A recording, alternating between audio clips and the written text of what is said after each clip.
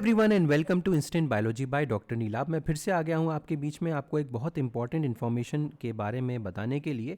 जी हाँ, जेस्ट joint entrance screening test जो होता है वो 2024 के लिए उसका एप्लीकेशन पोर्टल ओपन है इस समय, और इसकी लास्ट डेट जो है वो ज़्यादा दूर नहीं है, 24 जनवरी 2024 को ही है।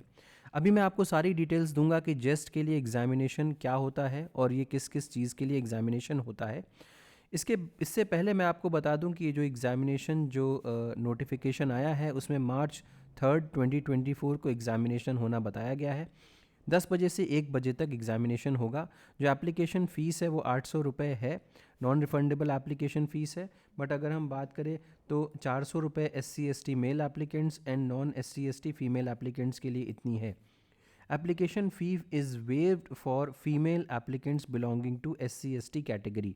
ठीक है, अब यहाँ तक की बात हो गई। अब बात करते हैं कि जेस्ट बेसिकली होता किस किस चीज़ के लिए है।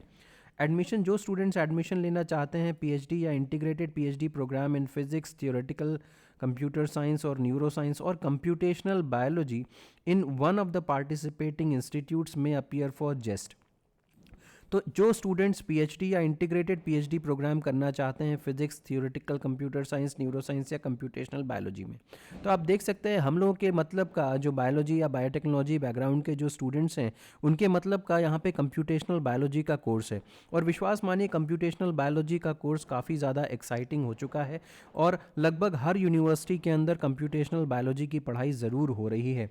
तो काफ़ी एक एक्साइटिंग डोमेन है। अगर आप चाहते हैं इसमें करियर बनाना, तो जो पार्टिसिपेटिंग इंस्टीट्यूट्स जेस्ट में हैं वो काफ़ी वर्ल्ड क्लास इंस्टीट्यूट्स हैं और बहुत अच्छी वहाँ पे रिसर्च होती है।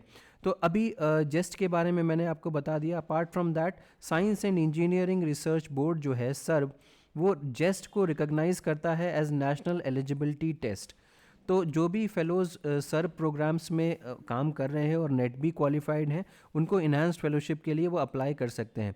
अब अगर मैं बात करूं आपसे कि कौन कौन से पार्टिसिपेटिंग इंस्टीट्यूट्स या एलिजिबिलिटी पहले बात करते हैं, तो आप एलिजिबिलिटी ऊपर पे क्लिक करिए। अब आप देख सकते हैं यहाँ पे, देखिए फिजिक्स के प्रोग्राम्स में हम लोगों की एलिजिबिलिटी नहीं होगी, तो आप इसको छोड़ सकते हैं। लेकिन आप फिर भी अगर इंटरेस्टेड हैं तो इसमें एक एक इंस्टीट्यूट की आप एलिजिबिलिटी चेक कर सकते हैं और कंसिडर कर सकते हैं। ठीक है, यहाँ पे देखिए, लेकिन अगर जैसे कि अगर हम बात करें कि तो जो PhD प्रोग्राम के बारे में यहाँ पे बात हो रही है, अगर आप फिज़िक्स में PhD करना चाहते हैं तो यहाँ पे ये सारी की सारी चीज़ें हैं। तो MSc in physics all participating institutes, अगर आपके पास MSc इन फिज़िक्स है तो, और additionally some institutes accept BE, BTech, MSc, ME, MTech, ये भी आप कंसिडर कर सकते हैं। देखिए जैसे कि यहाँ पे एक मैं आपको एक चीज़ दिखाता हूँ कि अगर आप देखें तो MSc in physics, chemistry, applied maths, biophysics या बायोकेमिस्ट्री में भी अगर किसी की MSc है तो वो SNBN-CBS में अप्लाई कर सकता है। अब ये जो कोड्स दिए हुए हैं ये क्या हैं, इनके बारे में भी मैं आपको बताऊंगा। ठीक है, तो ये जैसे कि मैंने आपको एक चीज़ क्लियर करके दिखाई। अब जैसे कि अभी नेक्स्ट में अगर नीचे स्क्रॉल करने जाऊं तो यहाँ पे देखिए PhD इन न्यूरो साइंस एट NBRC। अब यहाँ पे MSc फिजिक्स मैथमेटिक्स में मांग रहा है और यहाँ पे BE, BTech वगैरह मांग रहा है। तो हालांकि न्यूरो साइंस का होते हुए भी बाकी हम लोग एलिजिबल यहाँ पे नहीं है। लेकिन अगर आप इसको देखें PhD इन कंप्यूटेशनल बायोलॉजी एट IMSC, तो यहाँ पे एलिजिबिलिटी है। जो भी स्टूडेंट्स MSc, ME, MTech या MCA किए हुए हैं इंजीनियरिंग और साइंस डिसिप्लिन में, उनके पास अच्छी मैथमेटिकल स्किल भी है और बायोलॉजिकल प्रॉब्लम्स को सॉल्व करने की एबिलिटी भी है, वो यहाँ पे ज़रूर अप्लाई करना चाहिए उनको। बहुत ही ज़बरदस्त इंस्टीट्यूट है।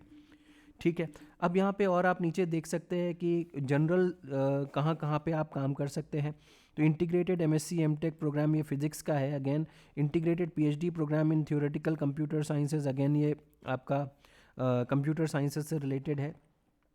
इस तरीके से अब देखिए यहाँ पे अगर integrated PhD programme at IISER Kolkata and IISER Thiruvananthapuram के बारे में बात करूँ तो ये इंटीग्रेटेड PhD प्रोग्राम है। अब यहाँ पे BSc फिजिक्स या BE, BTech in any discipline allowed है। तो ये कुछ चीज़ें हैं। लेकिन इसमें सबसे पहले जो सबसे अच्छा जो एक प्रोग्राम जिसको मैं समझता हूँ वो आपके लिए कंप्यूटेशनल बायोलॉजी का प्रोग्राम है, अगर आप PhD करना चाहते हैं तो। अब मैं इसमें इंस्टीट्यूट्स कौन कौन से पार्टिसिपेट कर रहे हैं उसको दिखा देता हूँ। तो ये इंस्टीट्यूट्स के जो एब्रीविएशन है वो दिए हुए हैं और ये उनका पूरा नाम इधर दिया हुआ है और क्या क्या वहाँ पे काम होता है इसके बारे में भी दिया हुआ है। अब अगर हम लोग देखें तो IMSC के बारे में हमने देखा था, institute of mathematical sciences Chennai, यहाँ पे कंप्यूटेशनल बायोलॉजी के ऊपर भी काम होता है।